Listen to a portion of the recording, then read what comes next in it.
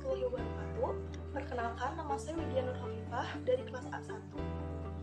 Saya akan mempresentasikan materi mengenai media sosial. Pengertian dari media sosial itu sendiri, media sosial merupakan platform digital yang memfasilitasi penggunanya untuk saling bersosialisasi, baik itu berkomunikasi atau membagikan konten berupa tulisan, video, foto, serta konten yang dibagikannya akan terbuka untuk publik secara real time. Menurut salah satu ahli, yakni Chris Brogan, media sosial adalah satu perangkat alat komunikasi yang di dalamnya memungkinkan untuk terjadi jenis interaksi baru. Selanjutnya yakni karakteristik media sosial. 1.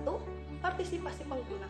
Media sosial mengajak penggunanya untuk berperan dan memberikan umpan balik terhadap suatu pesan ataupun konten. 2. Keterbukaan. Media sosial memberikan penggunanya untuk membagikan komentar, melakukan voting, dan lain-lain. 3. Perbincangan.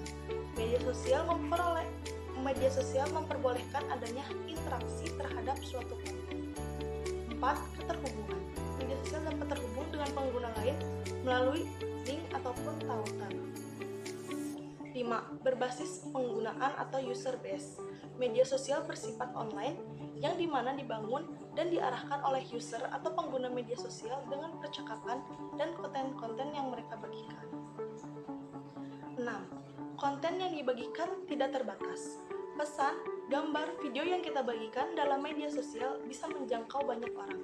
Bahkan ketika suatu konten menjadi viral, maka tidak akan terbayang sampai seluas apa efeknya. Berikutnya, fungsi media sosial. Beberapa fungsi dari hadirnya media sosial ini bagi kehidupan manusia diantaranya sebagai wadah penyebarluasan informasi yang terdapat dalam berita, sebagai sumber informasi terbaru dan terkini, dan sebagainya.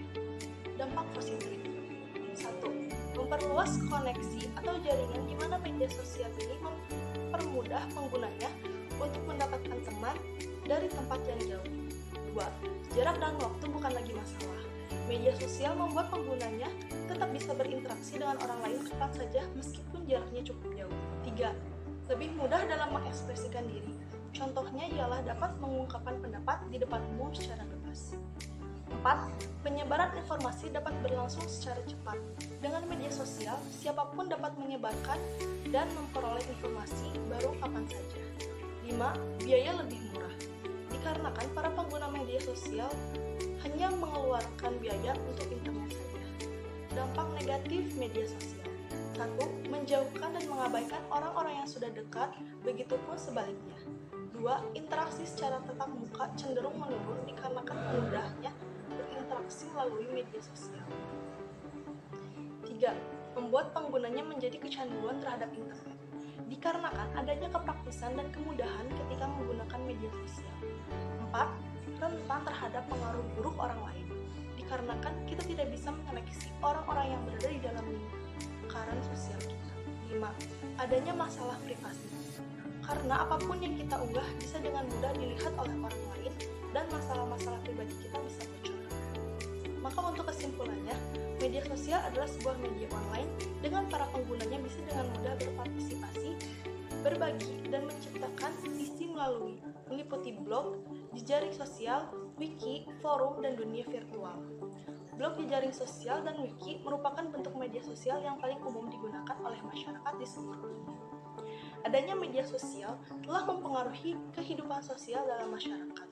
Perubahan sosial positif seperti kemudahan memperoleh dan menyampaikan informasi, mempermudah keuntungan secara sosial dan ekonomi. Sedangkan perubahan sosial yang cenderung negatif seperti munculnya kelompok-kelompok sosial yang mengatasnamakan agama, suku, dan pola perilaku tertentu yang terkadang menyimpang dari norma-norma yang ada. Sekian presentasi untuk materi media sosial. Terima kasih atas perhatiannya. Mohon maaf bila ada kesalahan. Wassalamualaikum warahmatullahi wabarakatuh.